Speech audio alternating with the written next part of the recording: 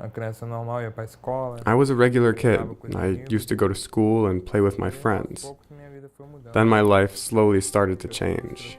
I was diagnosed with Duchenne muscular dystrophy when I was 9 years old.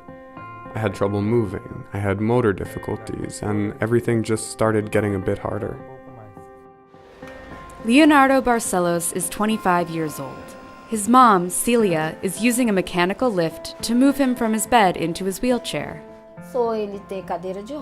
He got a wheelchair and was improving, but things were also getting more difficult because it's a big expense for me. I'm a retired public servant, and I don't make much money.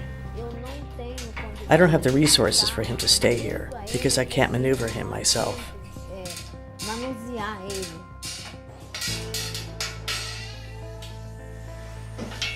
The difficulty was very huge, and I became very desperate.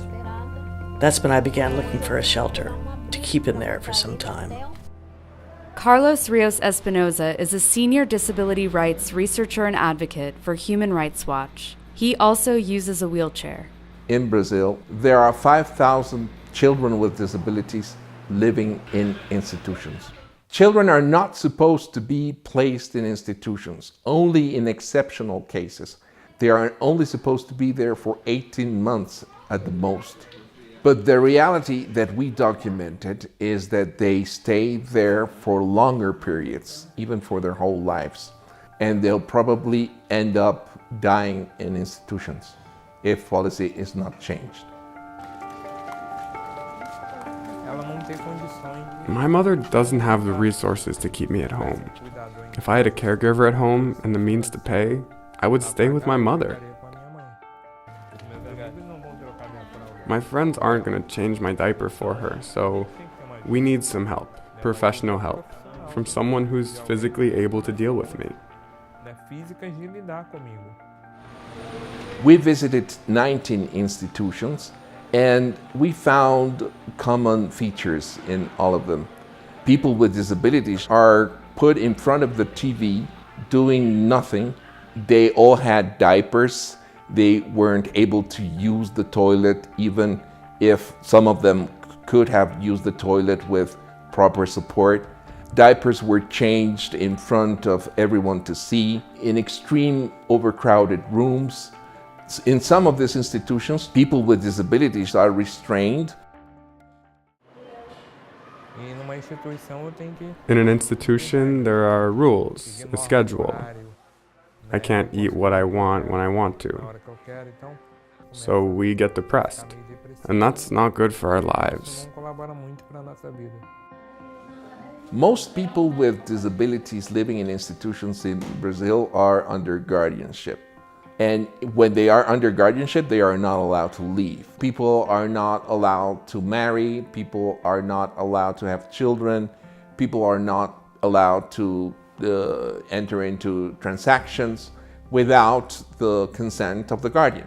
People with disabilities in institutions are treated like children all their lives. So, of course, if you have lived in an institution for 40 years, your skills would be underdeveloped.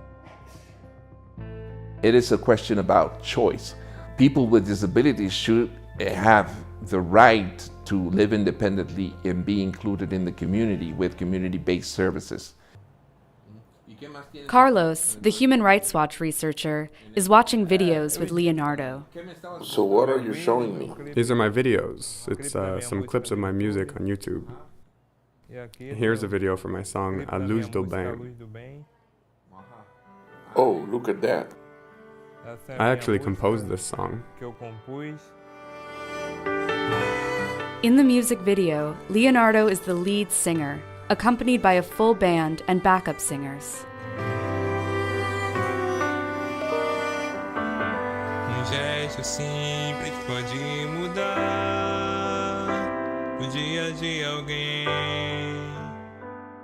Leonardo is a very positive person, and he is full of expectations and dreams. He is a singer. He has several CDs, but of course it has been very hard for him. He was living in this institution since he was 15 years old, And of course, if he were provided with adequate support, not only through money, but also through services, he would be able to thrive in the community.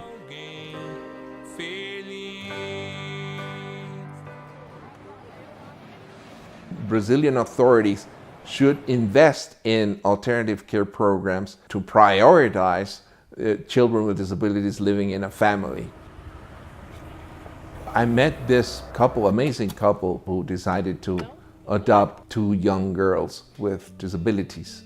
Neva Correa Marins and her husband Eduardo are taking their children to the park. They have difficulties, but they can overcome them. I picture my daughters with a bright future.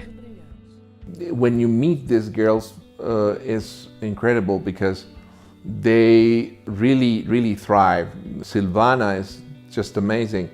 When she first got out of the institution, she was not able to walk at all. Now, Silvana, who is 6 years old, is walking comfortably and playing on the swings. I want all children to have a family. I was so sad when I didn't have a family. It's better to have a family than stay in a shelter. Institutions are taking the child away from life in society because children in institutions are not seen. When Silvana came, Silvana went to see my extended family, to her grandfather, to Eduardo's extended family, to parties, to my friends' families, and then people began to see that she exists. With all her disabilities, with all the problems, she exists. And so do thousands of other children who are in institutions. They exist. It's amazing to see that this can happen in reality. It's not just an abstract, it's not just a theory. You can see it happening. If you change this into policy, I think that it would be better for everyone, for society at large, for society that wants to embrace difference.